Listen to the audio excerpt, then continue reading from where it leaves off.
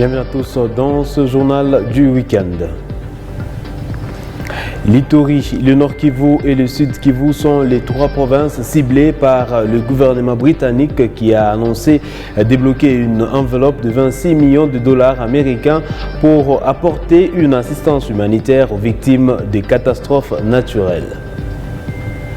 Nous vous parlerons également de la spoliation des terrains par l'entreprise Lulu Ressources au plateau Noah, chose qui a poussé les propriétaires à monter au créneau ce samedi 27 mai 2023. En religion, l'évêque du diocèse de Kolwezi a célébré ce samedi 27 mai la messe des jubilés d'or et d'argent de quelques religieuses salvatoriennes de son diocèse. Les détails à découvrir dans ce journal du week-end.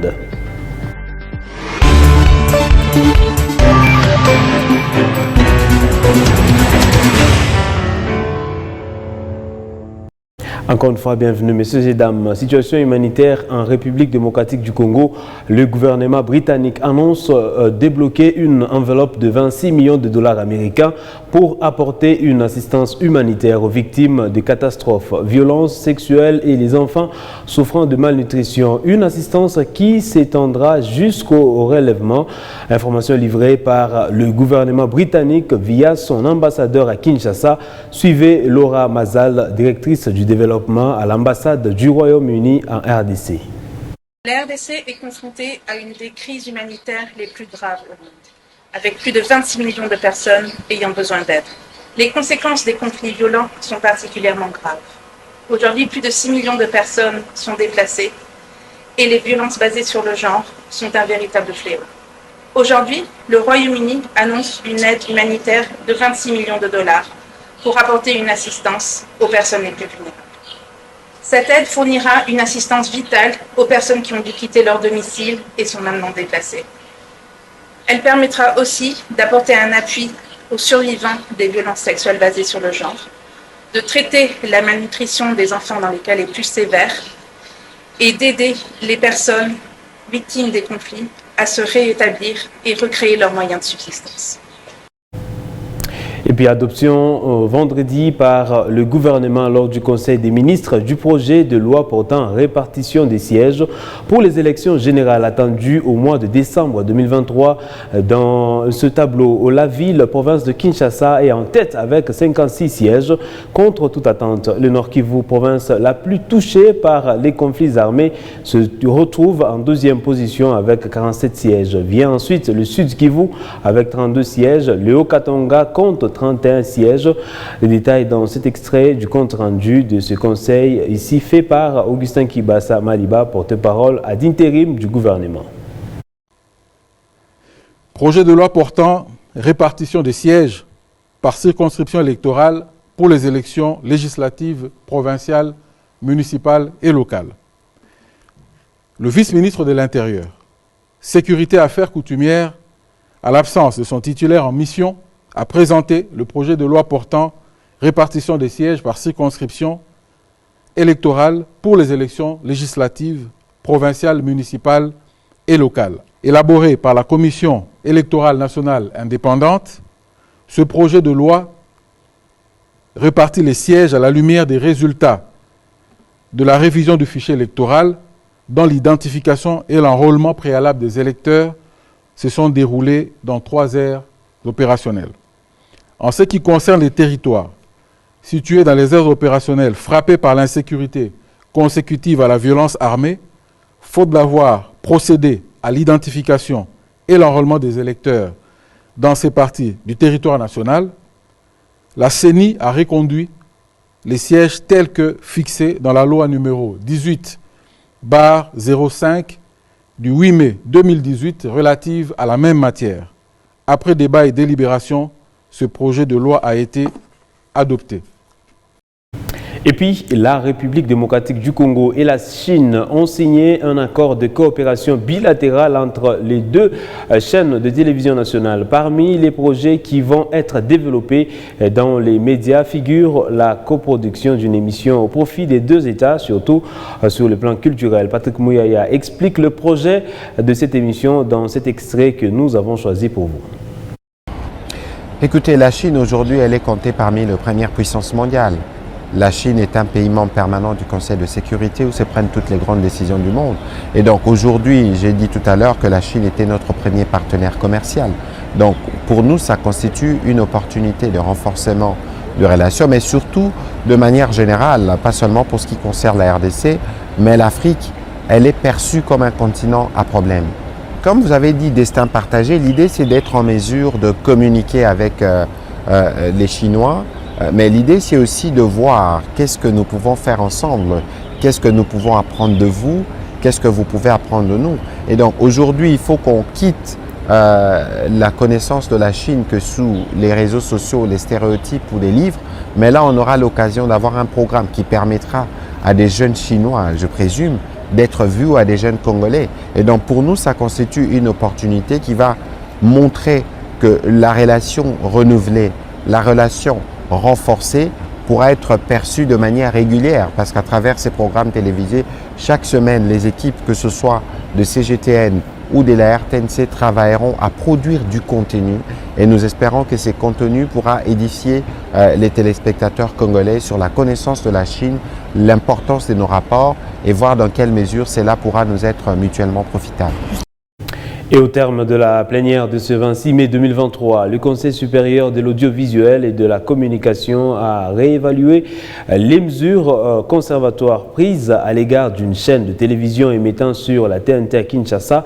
Il a donc réduit la sanction infligée à la chaîne CML 13 TV de 45 à 30 jours. Par contre, la sanction du présentateur de l'émission est passée de 72 à 90 jours. Le CESAC a confirmé l'embargo de 90 jours contre les élus Daniel Safou et Mike Moukebaye qui étaient invités dans cette émission. Suivez le compte rendu lu ici par un participant à cette plénière. Oui, c'était une plénière très mouvementée. Vous savez qu'en date du 22 mai 2023, le bureau avait pris certaines mesures conservatoires en ce qui concerne la chaîne CML13 TV, une chaîne qui s'était en fait illustrée par des faits tout à fait condamnables qui sont en déphasage avec la loi et également avec le code d'éthique et de déontologie. Cette chaîne donc avait été, si vous voulez, suspendue de manière préventive pour une durée de 45 jours, tandis que le journaliste animateur de l'émission en question qui avait reçu M. Moukebaye et M. Safou, donc avait écopé d'une suspension de 72 jours, tandis que les deux députés, j'ai parlé de Mike Moukebaye et de M. Safou, avaient subi un embargo de 90 jours. Étant donné que c'était une mesure conservatoire, comme je l'avais dit tout à l'heure, il fallait que la plénière vienne, soit confirmer, soit infirmer toutes ces décisions. C'est ainsi que, en définitive, aujourd'hui, cette même plénière, au complet d'ailleurs, vous avez vu, est venue réévaluer toutes ces décisions que nous avions prises et, de manière définitive, on a arrêté les décisions suivantes. La chaîne CML 13 TV est donc suspendue, comme je disais, préventivement à 30 jours, donc 30 jours au lieu de 45. Le journaliste Louis-France Kouzikessa, lui, donc, reste en dehors de tous les médias, c'est-à-dire qu'il ne peut intervenir sur aucun média pour une durée de 90 jours. De même, ces deux invités, c'est-à-dire Moukebaye et Safou, et aussi subissent un embargo de 90 jours sur tous les médias émettant en République démocratique du Congo. À ce stade, le Conseil supérieur de l'audiovisuel et de la communication lance un appel à tous les médias qui émettent donc dans notre pays de coopérer pour la mise en application, de coopérer totalement pour la mise en application de toutes ces décisions. Et à la chaîne CML 13 TV de coopérer avec le CESAC, c'est-à-dire ne pas plonger dans la rébellion en s'imitant sur les réseaux sociaux. Autre chose, les présidents de la Chine et de la République démocratique du Congo ont annoncé vendredi l'élévation à des relations bilatérales d'un partenariat stratégique de coopération gagnant-gagnant à un partenariat stratégique global de coopération en termes de retombées de cette coopération. Le professeur Sylvain Katolomba veut voir les entreprises congolaises s'inspirer de l'expérience chinoise pour accroître leur productivité. Regardez.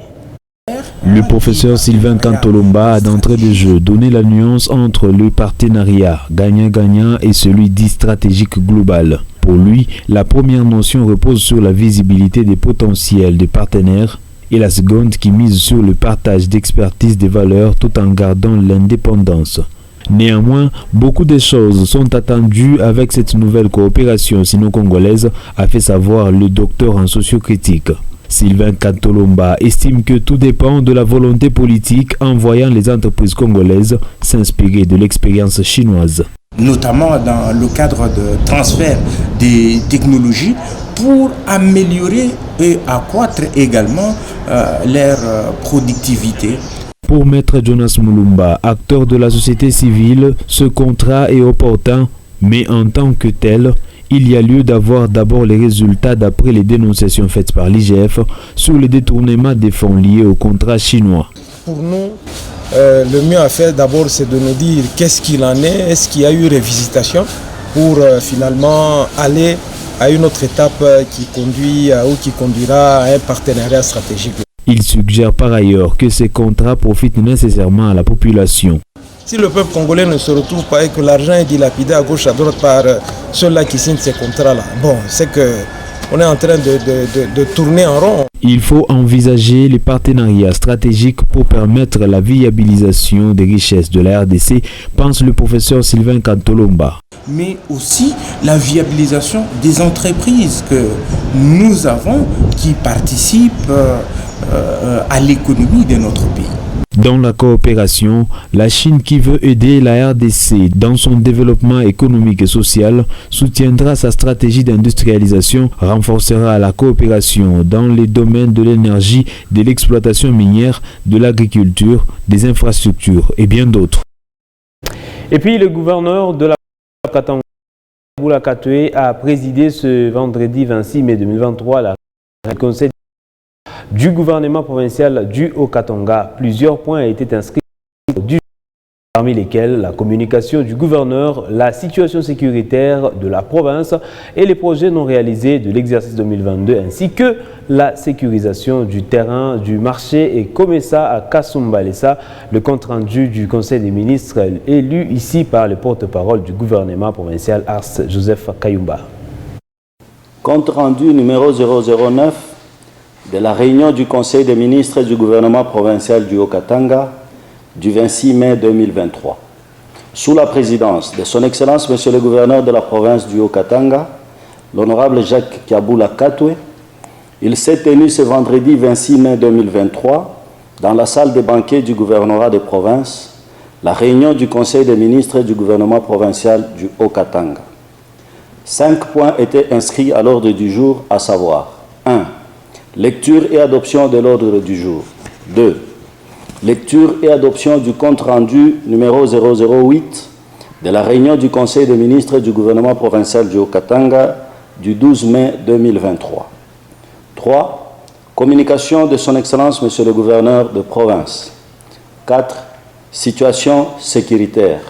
5.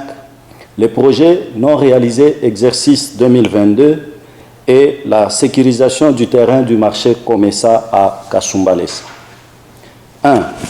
Communication de son Excellence Monsieur le gouverneur de province.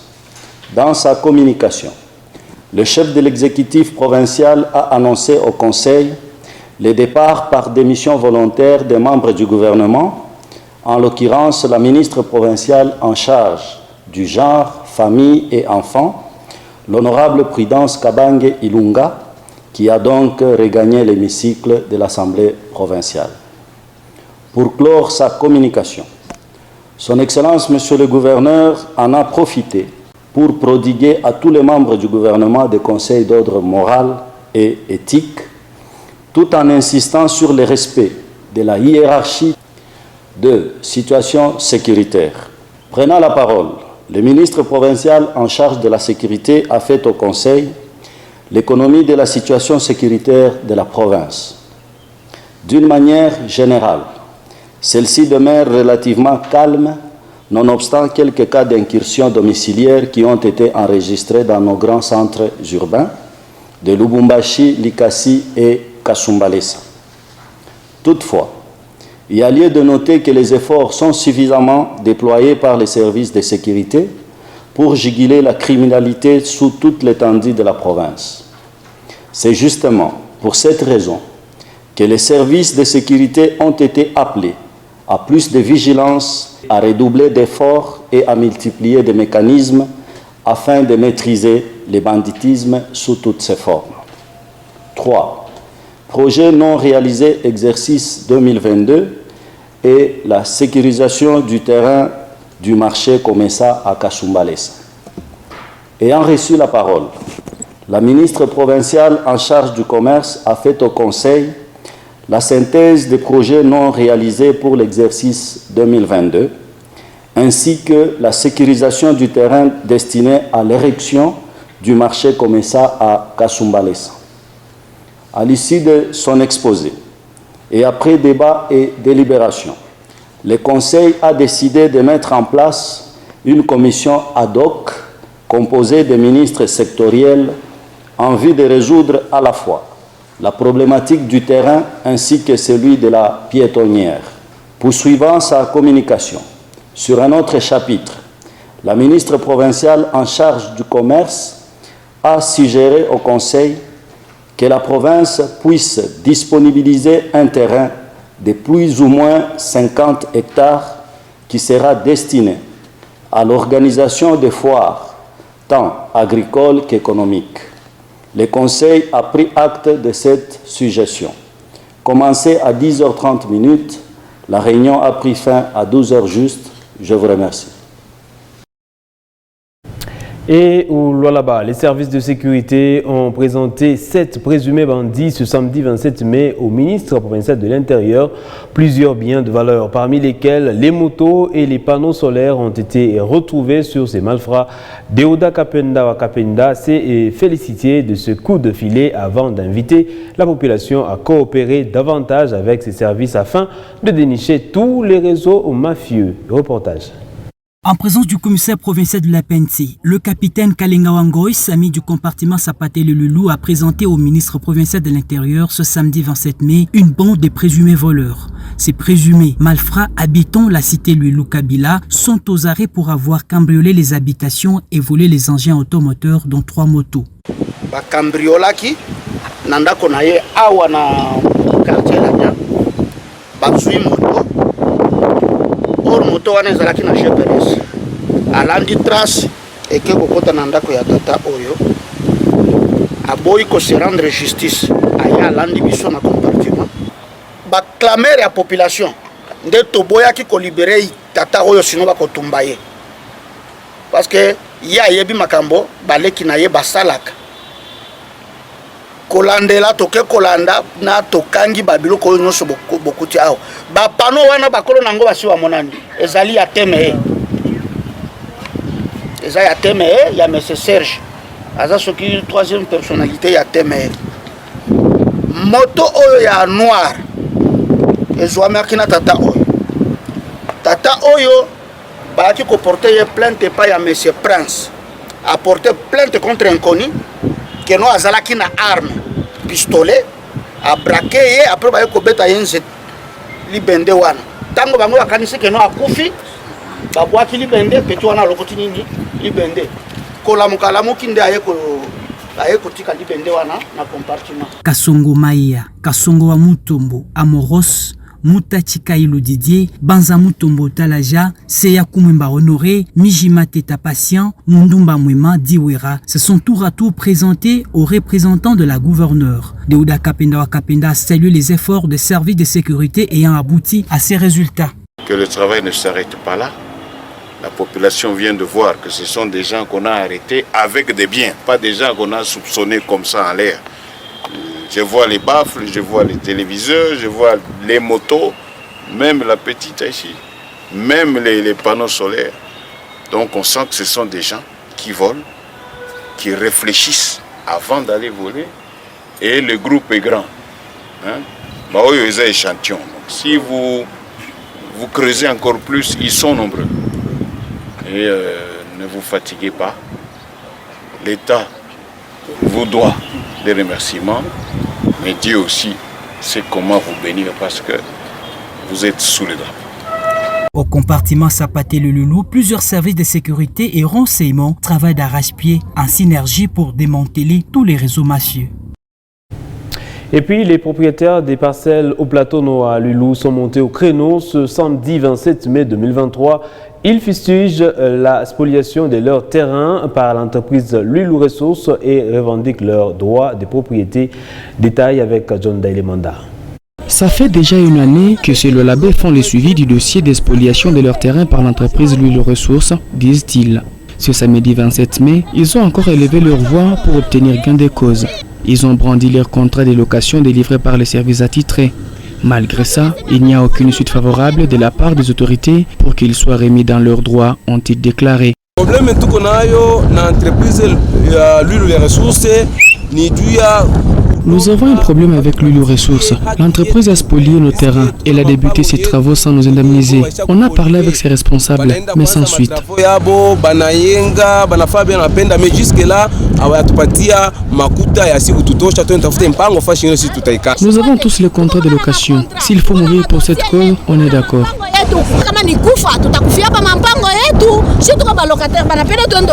Pour ces Congolais, les étrangers ont plus de valeur que les autochtones. Ils déplorent cette façon de faire.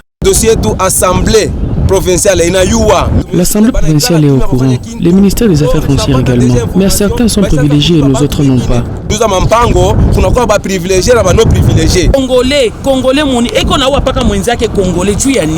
L'ennemi des Congolais, c'est son frère congolais. Pourquoi nous sacrifier pour l'intérêt des étrangers?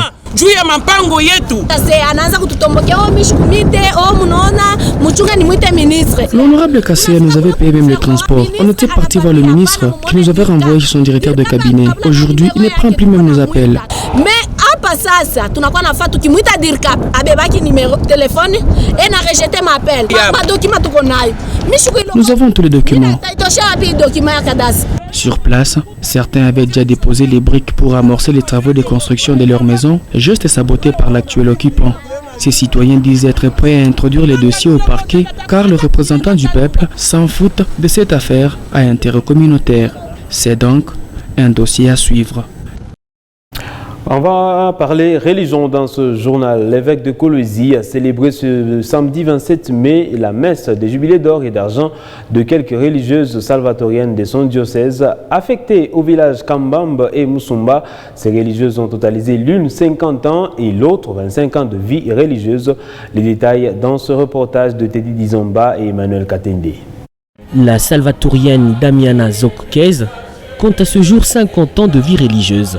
Les sœurs Virginie Kassangige, Alphonsine Kachung, Anita Mwadi et Micheline Kachiak ont elles totalisé 25 ans. À cette occasion, une messe solennelle a été dite par l'évêque de Kolwezi ce 27 mai à la paroisse Notre-Dame de la Paix Mariapolis en présence des membres des familles des jubilaires.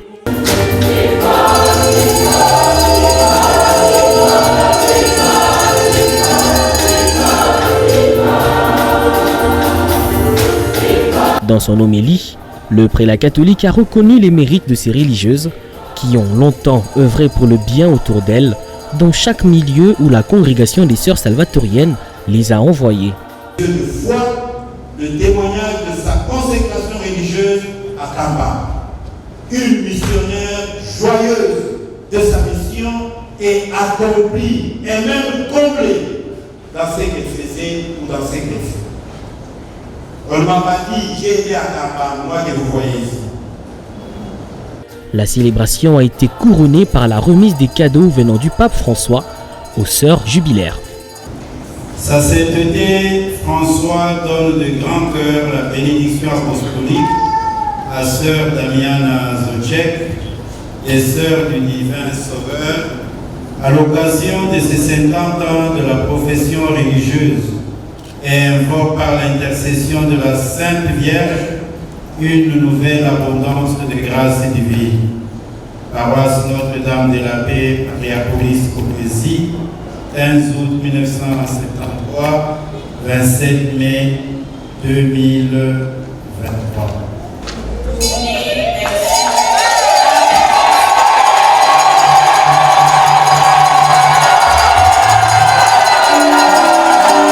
La journée s'est clôturée par le partage d'un repas entre les religieuses et leurs familles, ainsi que différents invités dans une ambiance festive. Autre chose, plus que jamais, la question de la représentation de l'Afrique dans les instances mondiales se pose aujourd'hui. Le contexte est celui d'un ordre international fragmenté avec l'émergence d'un Sud global non aligné qui s'est montré peu disposé à soutenir l'Occident dans les votes des Nations Unies contre la guerre menée par la Russie en Ukraine. L'Afrique s'organise pour revendiquer sa place au Conseil des sécurité, la plus haute instance de la gouvernance mondiale. Différents arguments et moyens sont avancés pour obtenir gain. Dorsen Mouteb nous fait les points. L'Afrique, qui compte avec 57 pays, 28% des 193 pays membres des Nations Unies, revendique depuis maintenant 25 ans une première déclaration ayant été faite à Harare en 1997, 2 sièges permanents au Conseil de sécurité et 5 des membres non permanents. En juillet 2005, les dirigeants africains ont soumis à l'Assemblée générale une proposition commune africaine pour la réforme des Nations Unies intitulée le consensus des Ulénies. Comme l'Inde qui fait partie avec le Brésil, le Japon et l'Allemagne des pays officiellement candidats à un siège permanent au Conseil de sécurité, l'Afrique plaide pour un rééquilibrage démographique dans la mesure où sa population, 1,4 milliard d'habitants, équivaut à 18% du total mondial. Le Conseil de sécurité comprend 5 sièges permanents depuis la fin de la Seconde Guerre mondiale, occupés par les États-Unis, la Russie, la Chine, la France, la Grande-Bretagne. En outre, il compte depuis une réforme adoptée en 1963 par résolution après les indépendances, non plus 6, mais 10 membres non permanents élus pour un mandat de 2 ans. Parmi ces noms permanents figurent régulièrement 3 pays africains, Gabon et Ghana sur 2022-2023 et Mozambique sur 2023-2024. Leur présence par rotation donne lieu à des joutes diplomatiques en Afrique comme aux Nations Unies. L'Union africaine est montée au créneau en 2005 en demandant 2 sièges permanents avec droit de veto lors de l'ouverture vers une réforme faite par l'Allemagne, le Japon, l'Inde et le Brésil. Kofi Annan, alors secrétaire général, y était favorable. L'objectif, faire passer le Conseil de sécurité de 15 à 25 membres avec 6 nouveaux membres permanents, dont 2 pays pour l'Asie, 2 pour l'Afrique, 1 pour l'Amérique latine et le Caraïbe et 1 pour l'Europe occidentale, en plus de 4 nouveaux sièges des non permanents. Le bas blesse essentiellement sur la demande formulée par les Africains et les autres pays candidats de garantir le droit de veto pour tous les nouveaux membres permanents. La demande est légitime, mais elle est refusée dès le départ par les États-Unis, la Chine et la Russie, explique Alain Leroy. D'où les blocages de la situation actuelle. Terminons ce journal par cette information. En bref, le maire de la ville de Lubumbashi a interdit la tenue d'un sit-in prévu devant les installations de la CENI par les fédérations provinciales des partis politiques de l'opposition, dont Ensemble pour la République, Envol, RDC, SID et LGD. Ce samedi 27 mai, les éléments de la police étaient sur les différentes artères de la ville. Et voilà qui met un terme à ce journal du week-end. Messieurs et dames, vous nous avez suivis de partout dans le monde. Nous vous disons merci. Restez avec nous car les informations continuent.